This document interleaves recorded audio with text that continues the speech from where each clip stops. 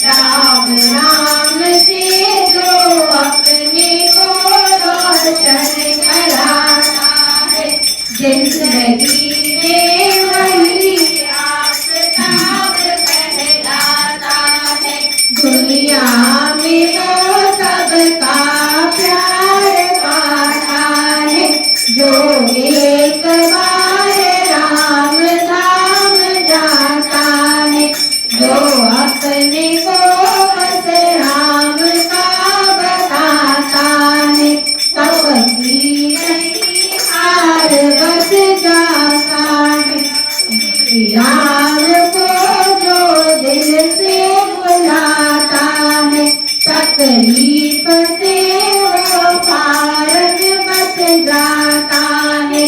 राम राम करते कर राम में हो जाता है, सीता राम को वही भाता है, जो श्री राम से टकराता है, जंग में वो भगवाता है। जब जब जमीन पर जुल्म बढ़ जाता है।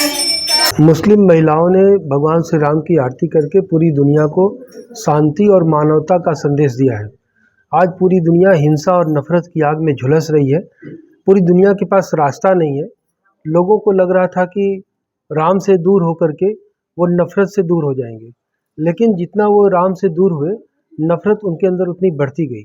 आप देखिए कि अखंड भारत के अंदर ईरान से लेकर के ट्रांसआक्सियाना तक भगवान राम की पूजा होती थी और उस समय शांति का माहौल था।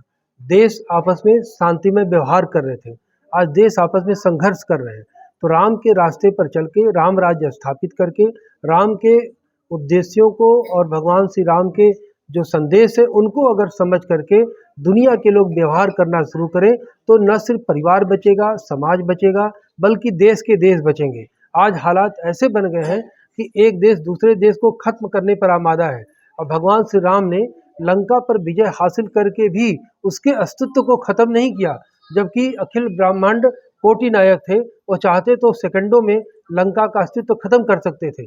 बावजूद इसके उन्होंने लंका के राजा रावण के छोटे भाई विभीषण को राज्य सौंप दिया। तो ऐसे में भगवान श्री राम के रास्ते पर चलकर ही विश्व शांति की ओर बढ़ सकता है। अब हमें शांति की ही आवश्यकता है। तो आज मुस्लिम महिलाओं ने यह निश्चित कर दिया कि धर्म मजहब कोई भी हो, देश कोई भी हो, लेकिन राम इन सबसे सर्वोपरि है।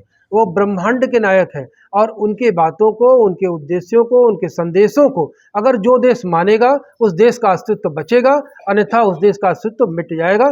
और यही सत्य है। आज दीपावली का पावन पर्व है और दीपावली इसलिए मनाई जाती है कि जब भगवान श्री राम रावण का वध करके लंका विजय करके अयोध्या लौटे थे, इस खुशी में दीपावली मनाते हैं। तो आज हम सभी हिंदू मुस्लिम बहनें मिल करके भगवान श्री राम की आरती उतार रहे हैं, उनका स्वागत कर रहे हैं। और हमारी भारतीय संस्कृति का हिस्सा है आरती उतारना और स्वागत करना। ये किसी धर्म विशेष मजहब से जुड़ा हुआ हिस्सा नहीं है, ये हमारी संस्कृति का हिस्सा है। और आज हम 10 सालों से 11 सालों से हम लोग आरती उतारते चले आ रहे हैं भगवान श्री राम की। और हर वर्ष हम लोग ये कहते हैं कि भगवान श्री राम को अपना पूर्वज मानते हैं, क्योंकि कोई भी इंसान अपना धर्म, अपनी जाति, अपना मज़हब बदल सकता है, मगर अपने पूर्वजों को नहीं बदल सकता। तो पूर्वज हम, भगवान श्री राम हमारे पूर्वज हैं। इस नाते हम लोग उनकी आरती उतारते हैं, उनकी स्तुति गाते हैं। हर साल दीपावली के अवसर पर, रामनवमी के अवसर पर भगवान श्री राम की आरती गाते हैं। जिस तरह से आज पूरे दुनिया में आप देख रहे हैं कि तबाही मची हुई है, कहीं युद्ध चल रहा है, कहीं पर एक दूसरे पर आतंकवादी हमले किए जा रहे हैं। तो अगर पूरी दुनिया भगवान श्री राम के आदर्शों को माने और उनके आदर्शों पर चले तो इस तरह की युद्ध, भयावह हिंसा की स्थिति ना पैदा हो। क्योंकि भगवान श्री राम ने जिस तरह का मार्ग अपनाया, चाहे वो रावण लंका विजय में हो या फिर पूरे 14 सालों के वनवास में, जिस तरह से उन्होंने हर एक प्राणी से प्रेम का संदेश दिया, वो संदेश आज पूरी दुनिया को सीखने की जरूरत है। देखिए, ये उनके लिए एक ऐसा संदेश है जो अखाड़ा बनाते हैं धर्म के नाम पर और कट्टरवाद फैलाते हैं।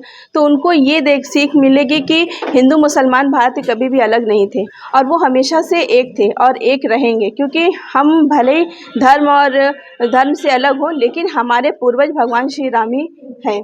और भारत के जितने भी मुसलमान हैं सारे प्रभु श्री राम के ही वंशज हैं।